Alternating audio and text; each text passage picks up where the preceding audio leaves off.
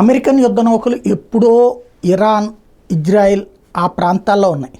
ఎందుకయ్యా అంటే ఏదైతే ఇజ్రాయెల్ మీదన ఇరాన్ ప్రోద్బలంతో హౌతీ తీవ్రవాదులు, హమాస్ తీవ్రవాదులు, హెజ్బుల్లా తీవ్రవాదులు, Islamic resistance force, Islamic jihadist force లాంటి 5 తీవ్రవాద సంస్థలు యెమెన్ నుంచి, లెబనాన్ నుంచి, సిరియా నుంచి, ఇరాక్ నుంచి, పాలస్తీనా నుంచి అటాక్ చేస్తున్న నేపథ్యంలో వాటిని కట్టడి చేయడం కోసం అమెరికా యుద్ధం చేయడం కాదు, కట్టడి చేయడం కోసం తన యుద్ధ నౌకలను పంపించింది. బ్రిటన్ తోడు నిలబడింది, మరికొన్ని దేశాలు వచ్చినాయి. అయితే అదే సందర్భంలో కొన్నిసార్లు బ్రిటను, అమెరికా కలిసి యెమెన్లో ఉన్నటువంటి హౌతీ తీవ్రవాద స్థావరాల మీద అటాక్ కూడా చేసి వచ్చినాయి.